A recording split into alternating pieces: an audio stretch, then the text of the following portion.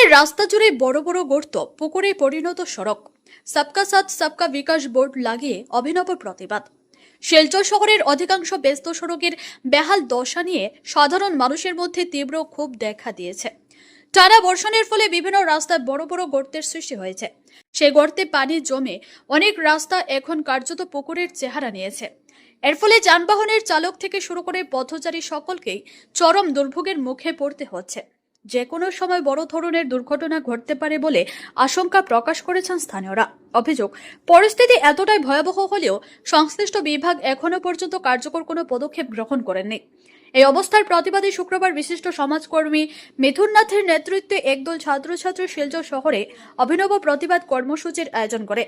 তারা শহরের বিভিন্ন গর্তযুক্ত রাস্তায় সবকা সাথ সবকা বিকাশ লেখা বোর্ড স্থাপন করে প্রশাসনের দৃষ্টি আকর্ষণের চেষ্টা করেন। প্রতিবাদকারীরা অবিলম্বে শহরের ক্ষতিগ্রস্ত রাস্তাগুলি সংস্কার এবং সাধারণ মানুষের নিরাপদ যাতায়াত নিশ্চিত করার দাবি জানান।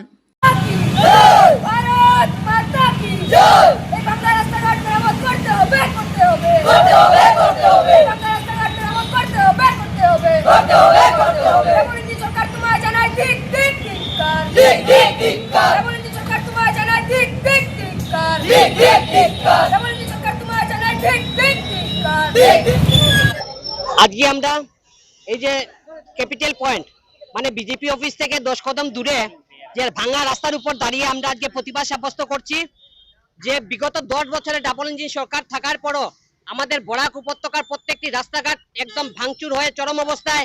আপনারা শিলচর শহরে দেখছেন, বাকি শিলচরের আশপাশে যত কনস্টিটিউয়েন্সি প্রত্যেকটা কনস্টিটিউয়েন্সি রাস্তাঘাট ভাঙা।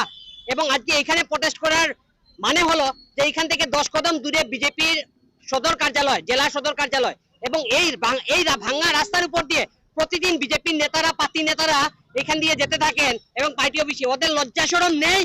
বিজেপি নেতাদের লজ্জা শরম নেই যে ভাঙা রাস্তার উপর দিয়ে আপনারা যে প্রতিদিন যান, আপনাদের লজ্জা হয় না?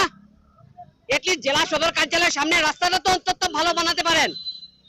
যদি আমরা ভারতীয় জনতা পার্টিকে জনসাধারণ হাত ভরে ভোট দিয়েছে, ভোট দিয়ে এখান থেকে 6 জন এমএলএ, 2 জন এমপি, একজন মিনিস্টার বানিয়ে পাঠিয়েছেন, তারপরে বরাক উপত্যকার এই দুর্দশা কেন, শিলচর শহরের এই দুর্দশা কেন, আমি জিজ্ঞেস করতে চাই বিজেপি নেতাদের কাছে।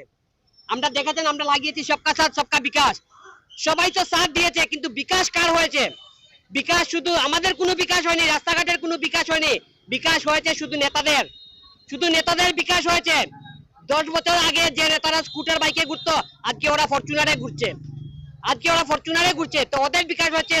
আমাদের সকলের কোনো বিকাশ হয়নি, বরাক উপত্যকার কোনো বিকাশ হয়নি। তাই ওদের চোখ খোলার জন্য আজকে আমাদের এই প্রতিবাদ। প্রত্যেকটি একটা প্রতিবাদ সাব্যস্ত করেছি, যেহেতু বিজেপি সদর কার্যালয়, এখানে কার্যালয়ের সামনে আমরা প্রতিবাদ সাব্যস্ত করেছি।